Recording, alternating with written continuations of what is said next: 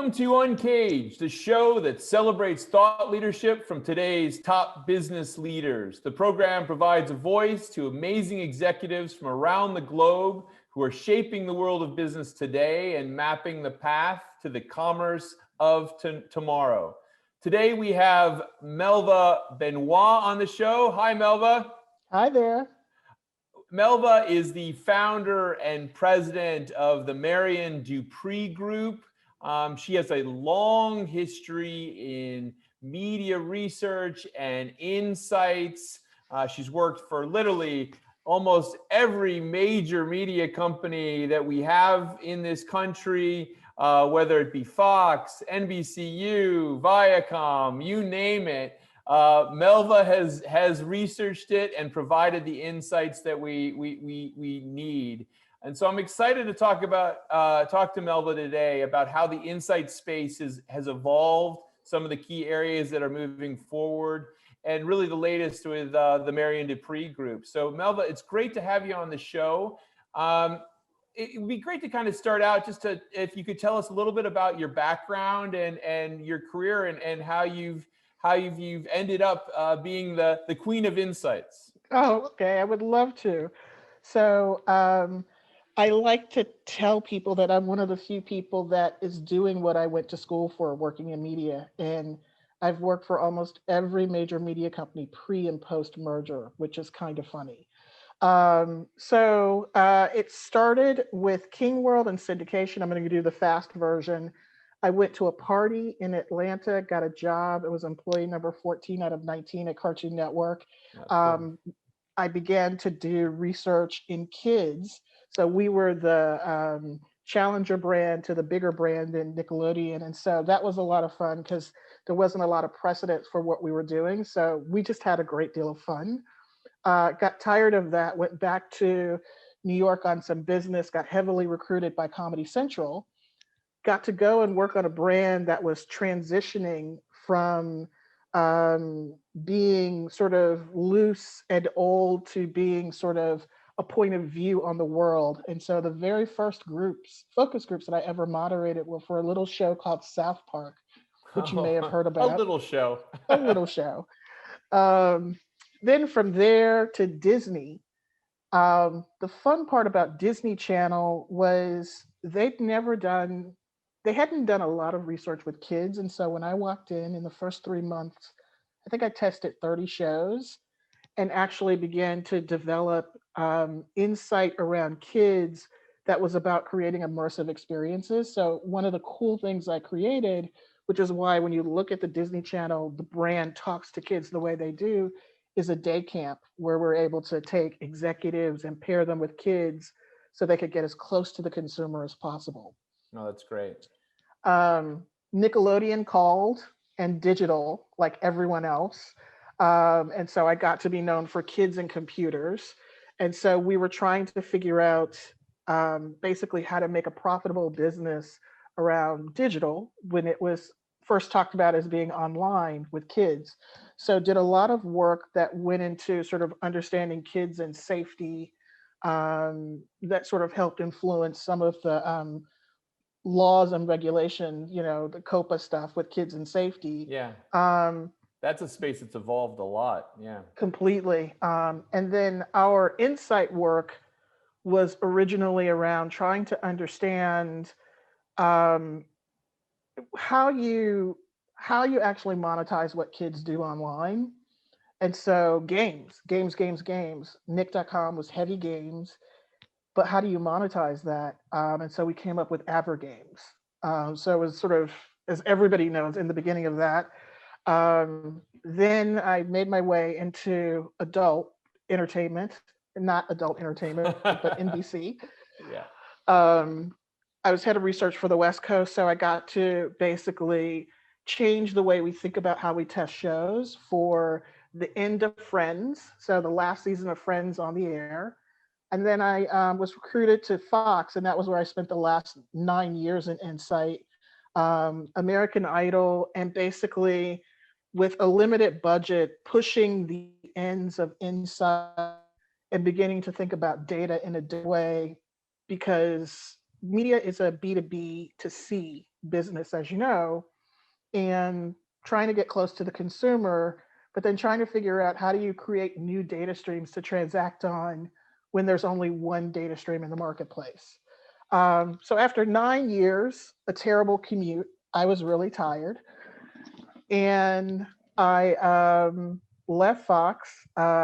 Took time to be to do camp mom, so got to know my kids again, Yeah. which was a lot of fun. And then created a company, the Marian Dupree Group. We're an innovative insights and solutions company. So, um, Yeah, so let's dig in a little bit more on that. I mean, it seems like you've really provided the insights that have driven popular culture over the last several decades, and now you have the Marian Dupree Group and really kind of building on that. Tell us a little bit more what you guys are focusing on these days. so we focus on the place that brings me the most joy, and it's taking sort of the last bits of traditional market research and insight and turning them on their head, especially inside of media and inside of business. So market research is a lot about how do I get to the answer to a question in the fastest way possible if you're trying to answer a question for business. There's been a lot made about actionable insights. And so I'll say this really quickly. Um, can I say that's bullshit? There is You no can such say that. thing. Yeah. No, this isn't going on broadcast. This is a webcast and a podcast. I think you could use that. Thank you. Actionable insights is silly. So, in the class that I teach at Pepperdine, this is the way I explain it to my students. Research starts with a question. So, what's the question? Then we go find data.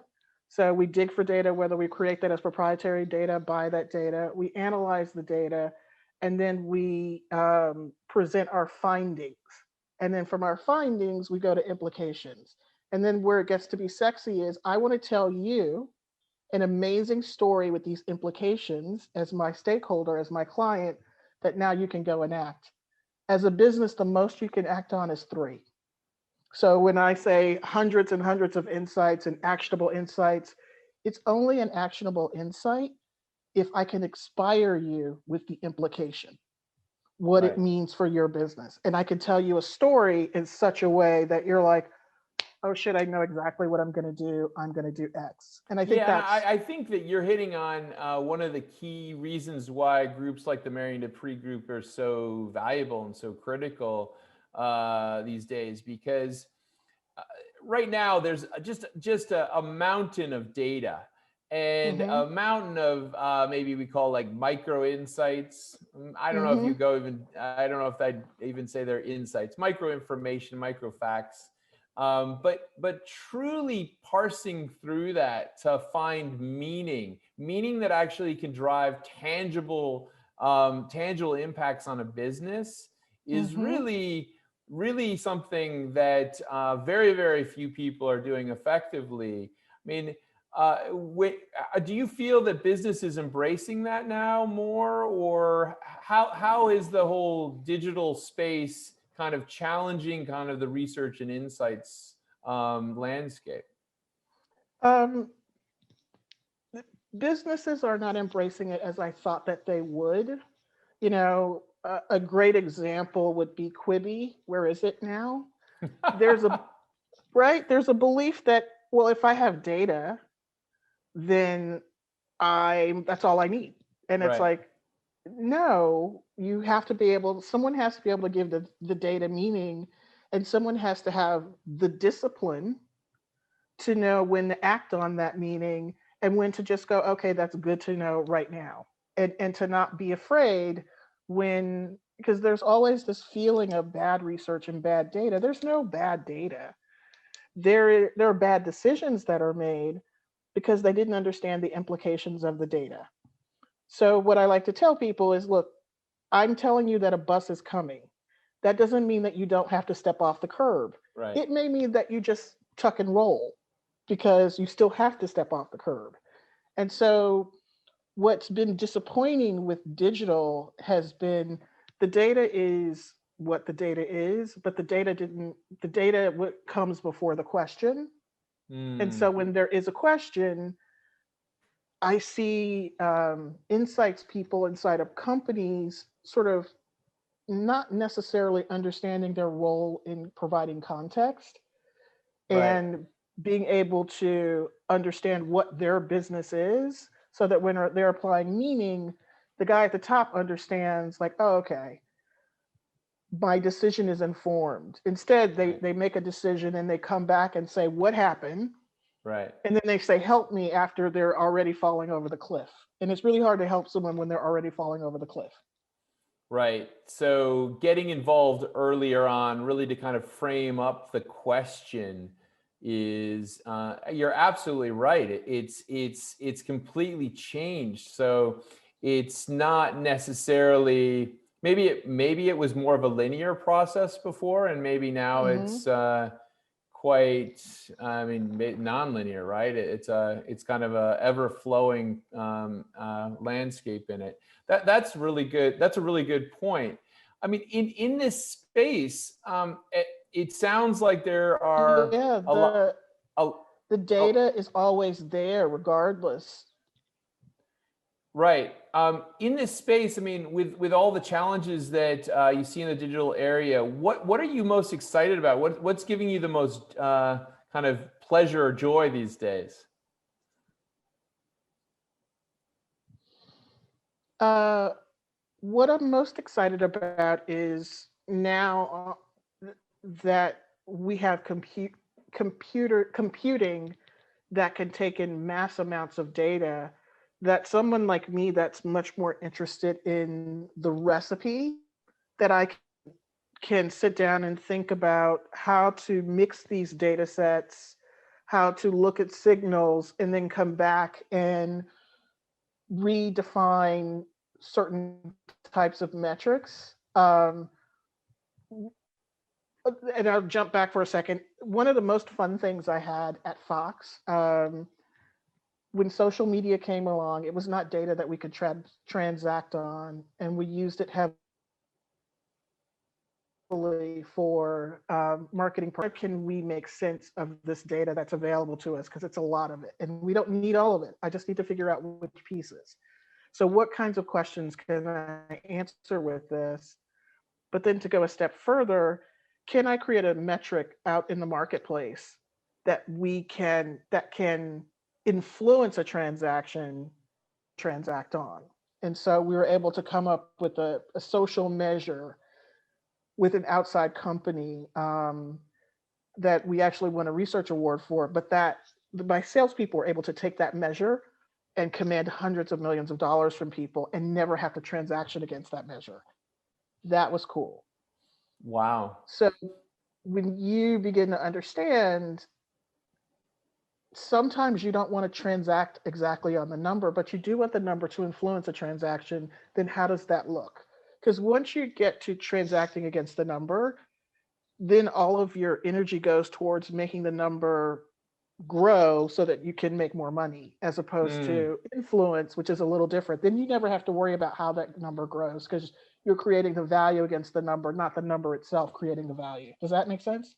Yeah, it makes a lot of sense, actually. I think that if I look at a lot of the stuff that happens in the digital space and the questions that performance marketers dwell on, it's heavily around details around attribution modeling and Mm-hmm. very, very granular discussions around data.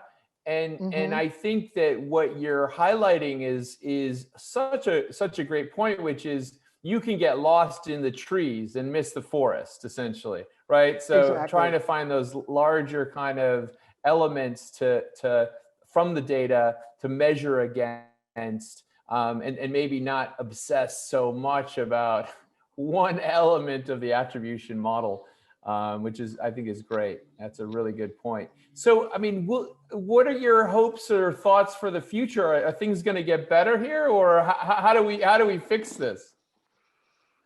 Um, if you'd asked me a year ago, I'd say no, because everyone that has a consumer insight title and quant next to them, I wanted to strangle.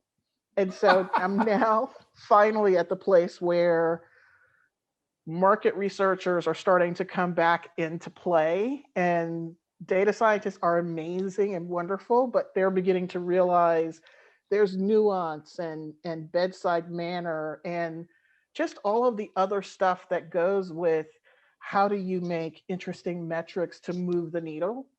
Because, to your point, they get caught in all of this minutia and very excited about, Yeah. I'll never forget when Facebook opened up, and this is going back a number of years, when they opened up the metrics that you could see, they were inventing a metric a day. And it was like, if you understand media, there's three things that we care about. There's who watched it, when they watched it, and for how long they watched it. And then we get to how many. Right. And a multi-billion-dollar industry has gone on for years on something very simple. Right. And digital has made it complex and chopped it up so much that no one can make money in it. And so I'm going to push it back to simple, because then we can all make money. I like it. I like it. Well, I think it's going to be a marriage of the two, I imagine, to try to find those broader insights that can define real growth, real opportunities for these folks. Melva, it's so great to speak to you today. It's been great to have you on Uncaged. Uncaged is a show where we highlight the voice of amazing executives from around the globe who are shaping the world of business today and mapping the path to the commerce of tomorrow. Today, we've had Melva Benoit, founder and president of the Marian Dupree Group. And if any of you are looking for insights, media insights, broader insights on consumers, Melva's the person to talk to. Thank you so much for joining us today on Uncaged. Thank you. It's been fun. Talk to you soon. Awesome. Cheers. Okay. Cheers. Bye. Take care.